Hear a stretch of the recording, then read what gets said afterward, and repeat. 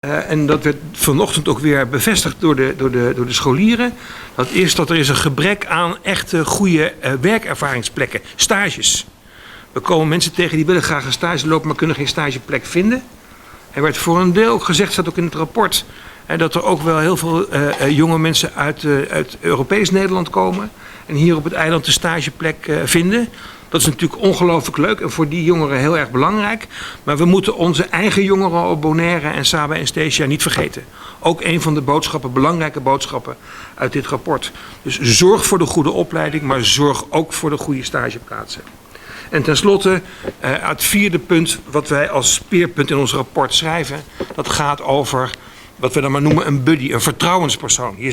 De jonge mensen zeiden ons vanmorgen, we hebben echt af en toe iemand nodig die naar ons wil luisteren, die met ons wil meedenken, waar we ons veilig bij voelen.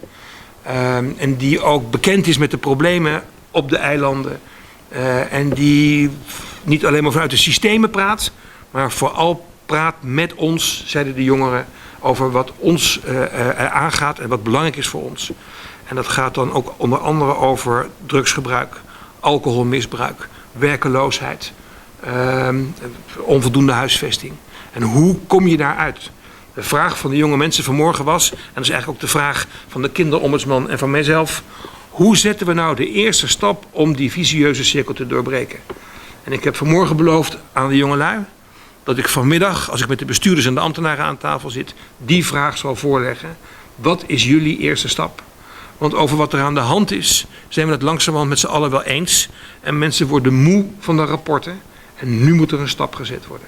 Dus dit rapport, toch maar weer een rapport, zeg ik met een kleine glimlach bij. Maar dit rapport is wel van een andere orde. Dit zijn geen statistieken, dit zijn geen cijfers. Dit is gewoon het verhaal van de rauwe werkelijkheid van jonge mensen op Bonaire, Saba en Statia.